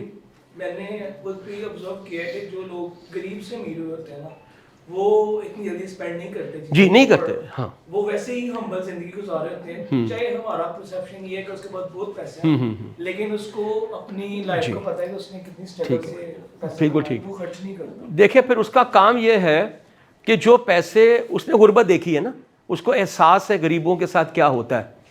तो अगर उसके पास पैसे आ गए हैं ना, तो उसको वो वापस करना चाहिए टू द सोसाइटी, उन गरीबों के लिए। बिल गेट्स, ठीक है, उसने क्या किया? उन्होंने कहा जी अमेंडा बिल गेट्स की फाउंडेशन बना दी है, मुझे इतने पैसे चाहिए सिर्फ ज़िंदगी गुजारने के लिए, बाकी सारे ला दो। समझ आ रही है बात आपको? उसकी नीड डिफरेंट है। और फिर अंबानी आ जाता है जो 900 करोड़ से ऊपर पैसे लगाता है अपने बेटे की शादी पे। वो एक डिफरेंट स्कूल ऑफ थॉट है, राइट। लेकिन क्या बनेगा? क्या मिलेगा उसको? क्या कुछ मिलेगा उसको? कुछ नहीं मिलेगा। हाँ, उसने किया था, उसने पता नहीं कितने हज़ार लोगों को घर बना के दिए जब उसकी बेटी की शादी हुई थी। अंबानी ही की बात कर रहा हूँ। लेकिन क्वेश्चन ये है कि जो आप वाली बात है, बिल्कुल करो, फिर किसी को दे दो ना। आप देखें कि अब्दुल सत्तार ईदी, ये ईदी फाउंडेशन इसलिए बनाया कि उनकी माँ बीमार रहती थी, लिहाजा उन्होंने अपनी माँ की तीमारदारी करते थे। तो उन्होंने सोचा यार कि अगर इतना ही मुश्किल होता है तो फिर मुझे कुछ करना चाहिए। सारी ज़िंदगी उस मकसद पे ही रखी। मेरे ख्याल में उससे ज़्यादा पैसा किसी को डोनेशन में नहीं मिलता होगा, अरबों रुपए, ठीक है। एक शलवार कुर्ता 6 साल पहनते हैं, एक जूता 8 साल पहनते हैं, कहते ये पैसा मेरा नहीं है, ये तो उनका है। तो उसने अपना मकसद हासिल किया उस कंडीशन में जिसमें वो रहा। तो इस तरह से जो गरीब है उसको चाहिए तो वो ज़्यादा गरीबों की खिदमत करे, बजाय से कि वो पैसे रख के फिर मर जाए और फिर बाद जो सारा खानदान लड़ता रहे, पुत्र आपस में, मेरे है मेरा है मेरा है। ओके, आखिर में इमोशंस हैं, ये वही बात आ गई जिस पे हम बात कर रहे हैं, और वो ये है, this is very important, I must know कि मेरी इमोशनल स्टेटस है क्या, वो भी हमने डिस्कस किया। I should know about internally, I should know about externally, अपने आप को जानना बड़ा ज़रूरी। तो ये आपका पहला वाला जो फैक्टर है सेल्फ अवेयरनेस का, जो इमोशनल इंटेलिजेंस के लिए ज़रूरी है, ये पहला पार्ट हो गया। ठीक है, आगे चलते हैं। आपके सवाल का जवाब आ रहा है। मैंने आपसे कहा, आप जब चली गई तो मैंने उनको कहा कि इलामा इकबाल ने सबसे ज़्यादा जो शायरी की है वो खुदी पे की है, और खुदी में तीन कंडीशंस पे की। ये देखिए, self and IMNS, intra personal, मेरा और मेरा मामला, यानी कि अपने आप को जानना, अपने आप से बातें करना। सेल्फ एंड अदर्स, इंटरपर्सनल, इस पे भी आया। खुदी के शायर बहुत सारे हैं, मुझे शायरी बहुत याद नहीं रहते शेर, लेकिन फिर भी। और तीसरा जो है the self and Allah is a transpersonal. आज आपको 3 लफ्ज़, एक नया लफ्ज़ दिए। इंटरपर्सनल का आपको पता होगा, इंट्रापर्सनल का पता नहीं होगा, और ट्रांसपर्सनल का पता नहीं होगा। मेरा और जो खुदा का मामला है वो ट्रांसपर्सनल है। और इसकी जो हाइट उन्होंने की, जो आपने मुझसे सवाल किया और उसका मैंने इनको शेर में जवाब दिया, कुछ शेर मुझे याद रहते हैं, और उन्होंने कहा खुदी को कर बुलंद इतना कि हर तकदीर से पहले खुदा साहब बंदे से ये पूछे बता तेरी रज़ा क्या। और जब इंट्रापर्सनल की बात करते तो क्या कहते हैं, एक ही सफ में खड़े हो गए महमूद और यास, ना कोई बंदा रहा ना कोई बंदा नवाज। ये क्या है, ये इंटरपर्सनल है। All everybody is the same. तो ये आपको उनमें मिलेगा, और ये आपको बताते हैं जिंदगी गुजारनी कैसे। जैसे मैंने आपसे वो शेर कहा कि शही का जहां और है करगस का जहां और फिर जवानों को जो वो कहते हैं वो बड़ा कमाल है, तू शही है बसेरा कर पहाड़ों की चट्टानों पे। ये एटीट्यूड है, ये एटीट्यूड है। 10,000 फीट की बुलंदी पे बनाता है अपना घोंसला जो शाहीन होता है, और फिर आपको सिखाते हैं कि तुमने जिंदगी को कैसे गुजारना है। झपटना पलटना, पलट कर झपटना, लहू गरम रखने का है एक बहाना। दिस इज व्हाट द खुदी, जो आपको जिंदगी गुजारने का तरीका बताया जाता है। फिर इसी खुदी को एक और बहुत बड़ी हस्ती है जो आपको रूहानी तौर पे गाइडेंस देती है, और वो है बाबा बुल्ले शाह। गुस्से विच ना आया कर, ठंडा करके खाया कर, दिन तेरे भी फिर जाणगे एवें ही ना घबराया कर, प्यार दे ऐसे बूटे ला सारे पिंड ते साया कर, अपने अंदरों झूठ बका ते सच दा ढोल वजाया कर, रूखी सुखी खा के तू सजदे विच टुर जाया कर, मन अंदर तू झाड़ू दे अंदर बाहर सफाया कर। Simple. This is what intrapersonal as well, कि तुमने क्या करना, अपने साथ क्या करना है और लोगों के साथ करना है। देखे सारे पिंड ते साया कर ते प्यार दे ऐसे बूटे ला। आपने कभी इस अंदाज में इनको नहीं सोचा होगा, ना पढ़ा होगा, नहीं पढ़ा ना। That is what emotional intelligence is. ठीक है, बोथ द केसेस। आगे चलते हैं। अब आती है अकाउंटेबिलिटी या सेल्फ रेगुलेटरी। मैंने डिसाइड कर लिया मैंने क्या करना है, अपने आप को मैंने जान लिया। अब मुझे ये भी देखना है कि मैं सीधे रास्ते पे चल भी रहा हूं कि नहीं कर रहा। और यही रेगुलेटर क्या होता है, एब्सोल्यूट। एसी में लगा होगा, जब उसका टेम्परेचर इंक्रीज करेगा वो ऑटोमेटिक बंद हो जाएगा। इसमें लगा होगा, आपने 26 कर लिया तो जो ही 26 टेम्परेचर होगा वो बंद हो जाएगा। इसका मतलब है कि अपने आप को रेगुलेट करना कि किस वक्त मैंने क्या करना है, ये बड़ा इट्स लाइक ए चेक। तो क्या है, लीड विद इंटेग्रिटी, इज्जत के साथ जिंदगी गुजार, बी ओपन टू चेंज। ये सर बड़ा इंपॉर्टेंट है, हमारा सबसे बड़ा चैलेंज है ये। We are not ready to change. Absolutely the biggest issue currently we are having. उसकी क्या वजह पता है आपको, हम बदलते क्यों नहीं हैं। हम हकीकत को जो है वो एक्सेप्ट ही नहीं करते। ऐसा हो भी रहा है कि नहीं हो रहा। पिछले एक हफ्ते में 3 ब्रांड इलेक्ट्रिक व्हीकल्स के लॉन्च हुए हैं, ठीक है। दीवान सलमान ने कहा है कि हम 25 से 30 हज़ार गाड़ियां हर साल बनाएंगे इलेक्ट्रिक व्हीकल्स, जिसमें 20% हम एक्सपोर्ट करेंगे। सिर्फ अपने दिमाग में अब ये सोच लीजिए व्हाट्स गोइंग टू हैपन, क्या होगा अगले 5 साल में, अगले 10 साल में। कितने लोग जो है वो इलेक्ट्रिक मोटर बाइक्स ले रहे होंगे, कितने लोगों के पास इलेक्ट्रिक व्हीकल्स होंगी, कितने घरों में सोलर होगा। इस वक्त अगर आप उन घरों में जाएं जो नए बन रहे हैं या पुराने हैं, हर चौथे 5वें घर में आपको सोलर लगा हुआ नजर आ रहा है। कोई बड़ा है कोई छोटा है, पर नजर आ रहा है। ऐसे ही है ना जी, ये चेंज है। We have to accept the change and we have to proactively plan as well that how it's going to happen. Identify your trigger. Trigger से मुराद है किससे मैं इमोशनली डिस्टर्ब होता हूं, ठीक है। कोई मुझे गाली देता है, कोई मेरी फैमिली को कुछ कहता है, कोई मेरे जो है ना वो कपड़ों के बारे में बात करता है, कोई मेरी मोटर बाइक के बात करता है, कोई मुझे जो है ना वो क्या कहते हैं मेरी आदत के बारे में कहता है, तो मैं ट्रिगर कर जाता हूँ, मैं इमोशनली बहुत ज़्यादा एग्रेसिव हो जाता हूँ। सेल्फ डिसिप्लिन, अपने आप को, यह भी जो हमने बहुत सी बातें की जो आपको इलामा इकबाल ने में बताई, तो आप उसमें यही देखेंगे सबसे पहले उसमें जो वो बात करते हैं वो डिसिप्लिन की बात करते हैं। कायद आज़म ने क्या कहा था? Faith, unity and simple. और वो यकीन मोहकम, फेथ को कहते हैं यकीन Mohkam. Reframe the negative thoughts, उनको बदलो, ठीक है। Keep calm under pressure, right, this is most important, because जो ही आप पे प्रेशर आता है, 2 आपके पास ऑप्शंस हैं। या तो अपने आप को काम डाउन कर लें और या स्ट्रेस में चले जाएं, दोनों में से कुछ भी आप करें। और स्ट्रेस में जाएंगे तो फिर नेगेटिव वो मल्टीप्लाई होता जाएगा आपकी बॉडी में। जिन्होंने यहाँ से सवाल किया था, केमिकल चेंजेस होती हैं, न्यूरोट्रांसमीटर्स की चेंजेस होती हैं, ठीक है, सेरोटोनिन और ये all, I don't know, there are some good as there some bad as well. Endorphin जो है उसको हम हैप्पीनेस हार्मोन्स कहते हैं, then you have a dopamine as well. तो ये सारे के सारे अल्टीमेटली आपको आपकी बॉडी के अंदर चेंजेस लेकर आते हैं। Keep calm, consider the consequences, अगर मैं ये करूंगा तो फिर क्या होगा। अभी मैंने आपसे क्या कहा कि आपने कहा मैंने उसको बाहर भेज दिया, ठीक है, वो याद करके आ गया। सी, हर दफा ऐसे ही करोगे? नहीं, वैसे तुम तो यही करोगे। यू नो व्हाई, मैं तुम्हें नहीं कह रहा, इसलिए कि तुम्हें रिजल्ट मिला है। लेकिन हो सकता है कि उस बच्चे के ऊपर तो ये काम कर जाए, किसी और पे नहीं करेगा। समझ आइए? तो आपको कॉन्सिक्वेंस देखने हैं कि मैं इसमें अगर जो करने जा रहा हूं इसका मुझे नतीजा क्या मिला। कॉन्सिक्वेंस होते हैं उसके जो नतीजे होते हैं। बिलीव इन योर सेल्फ, बहुत मुश्किल है। उसकी वजह क्या है? Lack of confidence. ये भी नहीं करना, ये भी नहीं करना, ये भी नहीं करना। बच्चा अपनी छोटी उम्र में सबसे ज्यादा क्यूरियस होता है।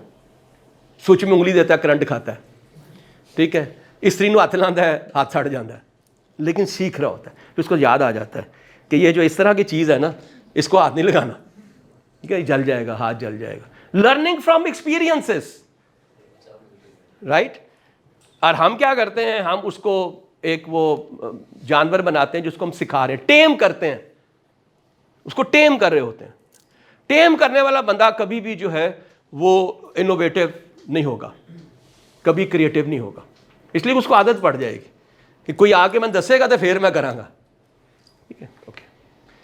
अब आते हैं अगले पार्ट पे। पहला क्या था? Self awareness. दूसरा क्या था? सेल्फ रेगुलेशन, ठीक है, या सेल्फ अकाउंटेबिलिटी, खुद एहतसाबी। फिर हम आते हैं कि सेल्फ मोटिव। इसमें स्पॉयलर्स मैंने लिखे हैं, वो स्पॉयलर जो उसे खराब करते हैं। ओवर एम्बिशियस होना, ठीक है। आपने कभी देखा होगा, ये आजकल बड़े वो प्रोग्राम चलते हैं जिम के अंदर, वो क्या कहते हैं, हिट फिट और क्रॉस फिट और जुम्बा एंड ऑल दैट। 45 दिनों का प्लान। पहले दिन ही उन्होंने 1.5 घंटा पागल करता था जनाब, करा के अगले दिन डिग पे ऐसे करके। This over ambitiousness. People wants ये जी मैं वो की कर देने, मैं डिटॉक्स भी करांगा, मैं इंटरमीडिएट फास्टिंग भी करांगा, मैं नाल जड़ा ना अपना सैर भी करांगा, चौथे दिन पता चला बेचारे जी हिम्मत ही नहीं रही कुछ करन दी। ओवर एम्बिशियसनेस है कि 1 महीने में 20 किलो वजन घट कर लांगा, नहीं हो सकता। So you need to make up kind of the small steps and the milestones. Burn out है, जब एक ही काम बहुत दफ़ा करते रहते हैं ना आप, तो फिर एक वक्त आता है आपका दिल नहीं करता वो करने को, you get burn out, right. इसीलिए ये जो वोकेशंस का कंसेप्ट है ये बड़ा इंपॉर्टेंट है, एक्सकर्जन का बड़ा इंपॉर्टेंट है, रिक्रिएशन का बड़ा इंपॉर्टेंट है, जो है वो आप कैथारसिस दोस्तों से मिलना is very important as well, ठीक है। सेल्फ डाउट्स होने शुरू हो जाते हैं आपको, ये सब आपस में इंटरमीडिएट जो है ना वो है, चूँकि ओवर एम्बिशियस हुए, सक्सेस नहीं मिली, या बहुत ज़्यादा आपने अपने आप को इन्वॉल्व किया, बर्न आउट हो गए, राइट। एंड सेल्फ डाउट्स है, फिजिकल एंड मेंटल इश्यूज आने शुरू। जब आप जिस्मानी तौर पे, वही बात हुई, जब कमज़ोर होंगे तो ज़हनी तौर पे होंगे, ज़हनी तौर पे होंगे तो जिस्मानी तौर पे होंगे, ठीक है। Lack of direction and achievement है, मैंने क्या करना है मुझे ये भी नहीं पता, मैंने माइलस्टोन्स नहीं बनाए हैं, अनसर्टन गोल्स हैं। मैंने ज्वाइन तो कर लिया जाके जिम, 45 डेज़ का प्लान, मैंने पता को नहीं है कि मैं 45 डेज़ के बाद मैं लूज़ कितना करना है, टारगेट मेरा क्या है, ये मुझे नहीं पता। उसमें बहुत से लोग होंगे जो 20 किलो से ज़्यादा उनकी ओबेसिटी है या ओवरवेट है, और कोई जो है वो 5 किलो है। अब उसके लिए कुछ और है, उसके लिए कुछ और है, बट सारे इकट्ठे हो गए। वो जो 5 किलो वाला है वो अगले दिन डिग गया वहाँ पे। अनसर्टन गोल्स है, नेगेटिव एटीट्यूड है, दिस इज़ वेरी इंपॉर्टेंट। मैं हर जगह पे इस पर बात करता हूँ, मैंने हर जगह बात की, और मेरा नज़दीक सबसे इंपॉर्टेंट जो कामयाबी के लिए आपके पास है वो आपका एटीट्यूड है। एटीट्यूड है फिर तो कुछ नहीं होना, फिर बस डेवलप कर लो तो बस करते रहो। अब आएंगे बिल्डर, जो पॉजिटिव्स क्या होते हैं, जिसको कहते हैं pros and cons. Set clear and achievable goals, yes I can do that. इसमें एक प्रॉब्लम है, और वो पेरेंट्स हैं, जब तक आप बड़े नहीं होते, बल्कि बड़े होकर भी वो यही चाहते हैं। मैट्रिक में वक्त बात था, 97% मार्क्स लेने मेरे बच्चे ने, 98% मार्क्स लेगा, वो पागल होया फिर है बेचारा, कुड़ियाँ मुंडा जड़ा भी है ना, उसकी ज़िंदगी आपने जो है ना वो क्या कहते हैं अखीर कर दी है इस बेचारे के साथ, पढ़ा पढ़ा पढ़ा पढ़ा के पागल कर देता हूँ। उसकी कैपेसिटी नहीं है यार, जो मर्जी कर लो। Everybody has the different type of the capacity, it's not possible. Visualise success, अगर मैं ये करूँगा तो मैं कैसा होऊंगा, what I will be. Anybody who is joining the gym should visualise कि मैं किहो जाऊँगा, आर्नल्ड बकरा होऊंगा, ठीक है, या मैं किसी और जो भी आपका रोल मॉडल है मैं उसकी तरह से होऊंगा। सलमान खान है, शाहरुख खान है, अब मुझे कहना नहीं चाहिए इसलिए कि नेचुरली हमारे अपने पास रोल मॉडल नहीं है, तो इसलिए मैं ये नाम ले रहा हूँ। पॉजिटिव कम्युनिकेशन ये हम डिस्कस कर चुके हैं। Keep the balance between your work and the life as well, very important, absolutely important. मैं अपने बच्चों को ये बहुत सिखाता हूँ, कई दफ़ा बड़ा काम करते हैं वहाँ पे, उनको मैं यही कहता हूँ, मैंने कहा बच्चों काम तो सारी उम्र पड़ा रहेगा, द चांसेस आर कि शायद तुम जब अपने रिश्ते खो दोगे तो फिर आप वो टाइम का इंतज़ार करोगे कि उनके साथ टाइम गुजारना, वो पॉसिबल नहीं होगा। इट इज़ वेरी इंपॉर्टेंट कि आप याद रखें, रिश्तों को जो है बैलेंस करना बड़ा इंपॉर्टेंट है। क्या ज़िंदगी है, जो कि याद रखें बच्चा जब बड़ा होता है ना, कोई जब जॉब शॉप में जाता है तो बाप ऑलरेडी को 50 साल का तो हो चुका होता है, 45 to 50 ईयर्स में, डिपेंडिंग उसकी शादी कब हुई है। 50 साल के बाद आपकी बोनस की ज़िंदगी है, 60 साल रवांगा, 55 साल रवांगा या 70 साल रवांगा, पर मर तो जाना है ना मैंने। इसका मतलब उस बच्चे के पास जो इस वक्त काम कर रहा है उसके पास हार्डली 10-15 साल हैं, और याद रखें 10-15 साल आजकल ऐसे गुजरते हैं, पता ही नहीं चलता है। हुनी जनवरी आया सी, ठीक है ना, and we are already into October, ए दिसंबर आ जाए। आप सोचें how fast the time is passing. और आपने क्या किया कि अपने काम में लगे रहे, and you have not spend that time with your kids, with your family, your wife, with your parents. क्या फ़ायदा ऐसी ज़िंदगी का? किसके लिए कमाते हो? बच्चों के लिए कमाते हो ना। मतलब मैंने पहले भी एग्जांपल दी, दोबारा दे रहा हूँ। वो जो दुकानदार होते हैं, दुकानदार मोस्टली 12 बजे से पहले घर नहीं आता, ऐसे ही है। जब घर आते बच्चे सोए होते हैं। जरा बच्चा बंदा 12 बजे सोवेगा, अगले दिन सवेरे 12 बजे उठेगा ना, क्योंकि जाता भी उतने बजे है। जब वो उठता है तो बच्चे 8 बजे स्कूल चले गए। एक दिन उसके पास होता है, जो दुकानदार पूरे 6 दिन काम करता है वो 5 दिन काम नहीं करता, उसके पास सिर्फ एक संडे होता है जिसमें वो बच्चों के साथ टाइम गुजारता है। किसके लिए अंधाधुंध कमा रहा है? बच्चों के लिए, राइट। और कितनी दफ़ा देख रहा है उसको? हफ्ते में 1 दिन। और वो भी बच्चे भी उस दिन संडे वाले दिन इतने बजे उठते हैं, ज़्यादा सा नाश्ता कर लिया, थोड़ा टाइम गुजार लिया, फिर शाम पे आ गई, फिर पीर शुरू हो गई। समझ आ रही है बात आपको? क्या फ़ायदा इतनी मेहनत करने का? उसके साथ टाइम गुजारा नहीं आपने। So it's no of no use. Okay, ये जो सर किसी ने मुझे कहा था, खैर हेल्दी लाइफस्टाइल की तो बात हो गई, ग्रेटिट्यूड, शुक्र अदा करना बड़ा इंपॉर्टेंट है। शुक्र अदा, और लोगों का शुक्रिया अदा करना बड़ा ज़रूरी है। बड़ी मेहरबानी यार, आपने मेरी ज़िंदगी में ये किया, बड़ी मेहरबानी तुमने आज मेरे साथ ऐसा किया। दिस वेरी इंपॉर्टेंट, शुक्र अदा करें, absolutely important. Healthy lifestyle, stay persistent. ये नहीं है कि आज मैंने 10 किलोमीटर जो है ना अपना वॉक कर लिया, आज मैंने जो है ना 5 चैप्टर पढ़ लिए, कल मैं आधे भी नहीं पढ़ सकता। परसिस्टेंसी इज़ वेरी इंपॉर्टेंट, ठीक है। अगर आप वो नहीं करेंगे तो क्या करेंगे? प्रोक्रेस्टिनेट करेंगे, आज का काम कल पे छोड़ेंगे। अच्छा यार कल कर लेंगे, होता ऐसे ही है, हमारे जितने भी स्टूडेंट्स हैं मैं पढ़ाता हूँ वो ऐसे ही करते हैं, अच्छा कल कर लेंगे यार, अभी तो हफ्ता पड़ा है, फिर परसों कर लेंगे, अच्छा यार सुबह कर लेंगे, 2 घंटे का तो काम है, वो 2 घंटे कभी नहीं आते। So you need to be persistent एंड आखिर में रिवार्ड योरसेल्फ। रिवार्ड का मतलब ये नहीं है कि आपने ट्रॉफियाँ दे वो, ठीक है ना, मेहनत करो, बहुत काम करो, फिर थोड़ा टाइम दो। वो मेरा बेटा ना वो कहता है जब बहुत थक जाता है, डैड मैं कहा चल करना हूँ मैं आज मैंने नहीं जाना कहीं। मैं कहता हूँ बिल्कुल ठीक है, give your self a reward. वो फिर पार्टी करे, वो सिनेमा में जाए, वो जो मर्जी करे, लेकिन वो बर्न आउट होने से बचता है। दोबारा फ्रेश हुए, दोबारा वापस आए, फिर वहीं से शुरू किया जहाँ से आपने छोड़ा था। You get fresh as well all together. जब आप रेस्ट करते हैं you get fresh as well and you do the things. तो जनाब सेल्फ मोटिवेशन। अब आई वो बात जो हम बात करें, एम्पैथी, बड़ा इंपॉर्टेंट वर्ड है जो आजकल यूज़ होता है। और मैंने आपसे क्या कहा कि एम्पैथी जो है वो 5वीं जो हैबिट है, seek to understand before you want to be understood, that is there. तो ability to understand and share the feelings of others. It is not at all about my self, it is to recognise the other person, ठीक है। ये height है कि अगर आप ये समझ जाएं, आप अपने फादर को समझ जाएं, फादर आप अपने बच्चे को समझ जाएं, बीवी अपने मियाँ को समझ जाए, मियाँ अपनी बीवी को समझ जाए, दुनिया ही ख़त्म हो जाती है। दुनिया बस ख़त्म होने का मतलब है कि प्रॉब्लम ख़त्म हो जाती है। सॉरी, दुनिया का मतलब ये नहीं कि क़यामत आ जाती है। The ability to see things from another's perspective and feel their emotions. छोटी सी बात समझने वाली है। एम्पैथी के अंदर सबसे इम्पॉर्टेंट सामने वाला है, बस ख़त्म। ये समझें, आपने जो भी करना है वो उसको ज़हन में बना रखे हुए करना है। इसका मतलब है कि आपको अंडरस्टैंड करना है उसको। और हमारा प्रॉब्लम क्या होता है कि हम कॉमनैलिटीज़ जो हैं वो नहीं ढूंढते। बात समझ आ रही है? कॉमनैलिटीज़ होती हैं एक दूसरे के साथ मेरी वो चीज़ें जो मैच कर रही हैं। आप आएंगे भाई, आप भी आ जाएं यहाँ पे, बताएं जी इनमें कौन कौन सी कॉमनैलिटीज़ हैं जी? हाँ, कपड़े पहने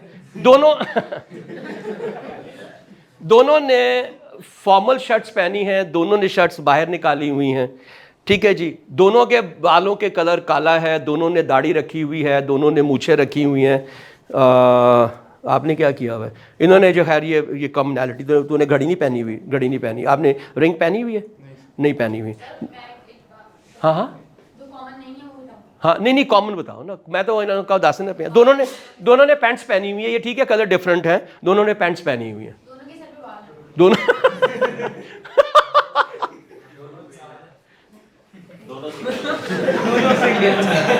हाँ, यस थैंक यू। लेकिन ये आपने क्या पूछा नहीं इनसे अभी।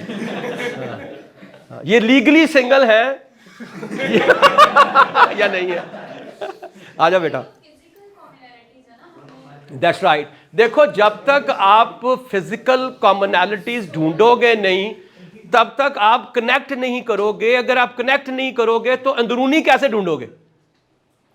ये बात आपने बड़ी कमाल की है। मैं हमेशा अपने जब मैनेजरियल ट्रेनिंग कराता हूं तो मैं मैनेजर से ये कहता हूं कि अगर तुम अपने सब ऑर्डिनेट को अंडरस्टैंड करना चाहते हो तो दोनों पर्सपेक्टिव में करो, उसको मेंटली भी करो और उसको फिजिकली भी करो। उसकी लाइकिंग एंड डिसलाइकिंग्स क्या हैं, हमने कभी नहीं जानता। मैं ये जानता हूँ कि ये मेरा कोलीग है, इसके 3 बच्चे हैं, इसने फलां किया हुआ है, इसके पास गाड़ी है, इसका घर फलां जगह पे है। ये नहीं जानता कि उसकी हॉबी क्या है, ये नहीं जानता उसकी फेवरेट हीरोइन क्या है, ये नहीं जानता उसकी फेवरेट बुक क्या है, ये नहीं जानता कि उसकी फेवरेट मूवी क्या है।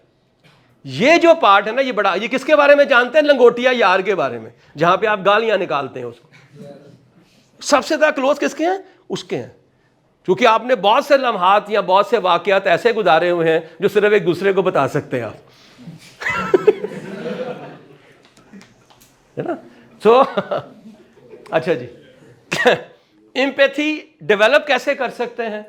Understanding of other person. ये मैंने अभी आपको, हम कभी भी दूसरे को जानने की कोशिश ही नहीं करते।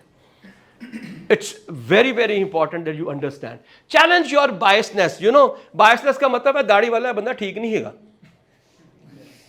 ठीक है ना? ए फलां इलाके च रहिंदा, वो जो इलाके जड़े ने ना कभी भी ठीक नहीं होंगे, धोखा दे देंगे ने, झूठ बोल देने। ये बायसनेस है आपकी, ठीक है? Be curious to initiate the connection. इसका मतलब यह है कि लोगों से मिलना पसंद करो। जब लोगों को बारे में, और मैं एक बड़ी इंटरेस्टिंग बात कहता हूं कि लोगों से प्यार तो आप तब करेंगे जब अपने आप से प्यार करेंगे।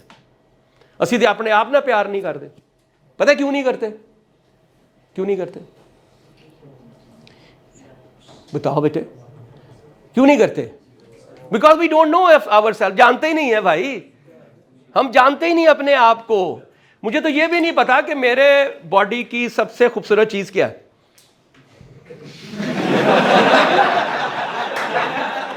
सीरियसली, मैं एक ट्रेनिंग पे गया, वहां मुझे ट्रेनर ने कहा जा जाके शीशे जी वेख। अब मैं first time at the age of 33 मैं अपने आप को देख रहा हूं कि what is good in me. And then I realise that I having a very nice eye lashes. उसले बाल एहो जे नहीं गए सी। First time at the age of 33 year we are the least aware about ourselves. So how you love.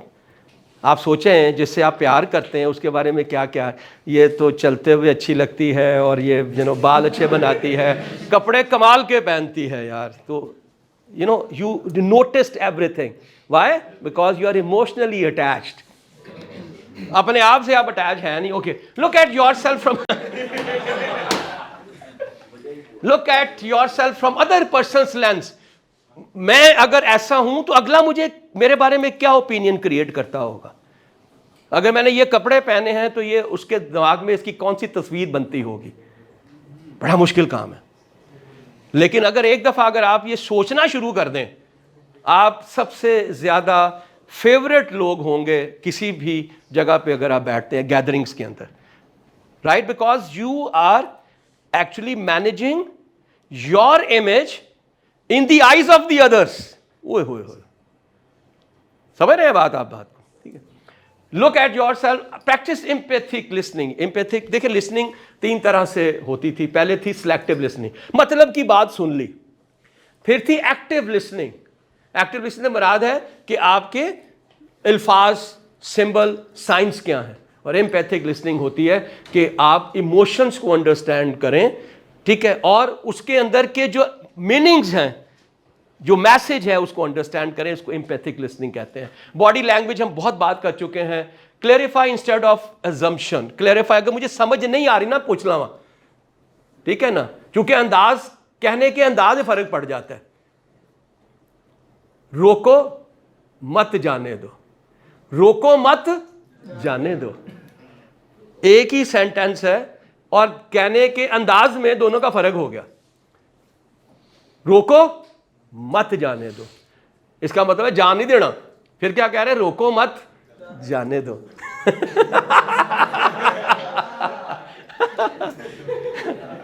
And stay always humble. Allah ताला हमेशा उसको पसंद करता है जिसमें आजिज़ी होती है, ठीक है? तो कहते हैं ना कि सबसे ज़्यादा फल उसको लगते हैं जो झुका होता है, ठीक है?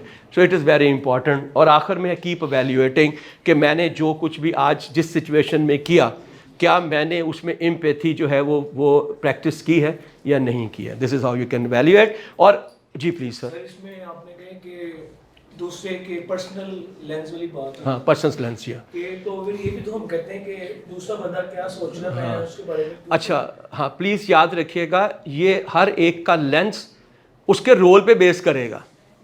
आपके फादर का लेंस जो है वो तुम्हारा देखने का मुख्तलिफ है, तुम्हारी माँ का लेंस तुम्हें देखने के लिए मुख्तलिफ है, तुम्हारे भाई का लेंस तुम्हें देखने का मुख्तलिफ है, तुम्हारे कोलीग का लेंस तुम्हें देखने में मुख्तलिफ है। लोगों के बारे में जाने, सिचुएशन के बारे में जाने। जब आपकी लर्निंग ज़्यादा होगी तो आप किसी से भी मिलके उसे कोई ना कुछ देकर जाएंगे। याद रखें, जब आप लोगों को इस तरह की कोई पॉजिटिव किस्म का इंफॉर्मेशन देकर जाते हैं, वो हमेशा आपका इंतजार करते हैं। जो भी आंदा है ना यार, कुछ चंगी गल करके जाता है, ठीक है, दैट्स अ लर्निंग।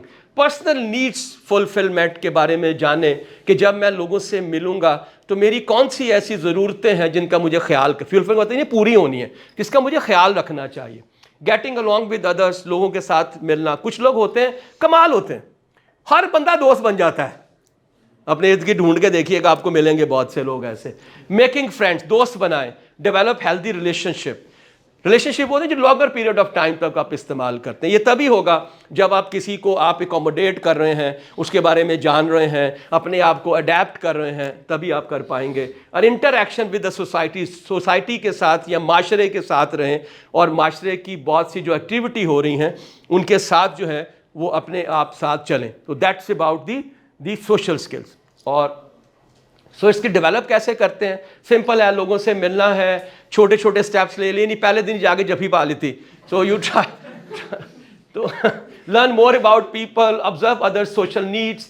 ये सारा खैर वो पार्ट है, मैं इस पर नहीं जाऊँगा। मैं आखिर में सिर्फ एक बात करना चाहूँगा कि हाई इमोशनल इंटेलिजेंट के जो लोग होते हैं उनमें कौन कौन सी खसूसियात होती हैं। Number 1, they always be positive. अब आप अपने आप को जज करना शुरू करें इस पैरामीटर्स के ऊपर। Have elaborated emotional vocabulary. Emotional means खूबसूरत लफ्ज़ हैं जो लोगों को अट्रैक्ट करते हैं, ठीक है। क्यूरियस अबाउट पीपल, लोगों के बारे में जानना चाहते हैं। वो चुगलियों वाली बात नहीं हो रही है, बस जानना चाहते हैं, ठीक है। Embrace the change, know strengths and weaknesses, जज करैक्टर वेल। दूसरों के बारे में करैक्टर अंदरूनी होता है, लेकिन आप उसके चेहरे से पहचानने की कोशिश करते हैं। Is he going to be the honest, is going to be trustworthy, is going to be having a high integrity as well. Difficult to offend, उनको नाराज करना मुश्किल होता है। पूछ मर्जी का लो, कोई गल नहीं यार, फिर की फर्क पैंदा है। Let's try to resolve whatever the challenge we are having. Learn from mistakes, don't hold grudges. अपने इंतकाम जो है वो अपने पास रखते नहीं हैं, ठीक है। And don't seek perfection. Perfection जब भी होगा स्ट्रेस होगी, ठीक है जी।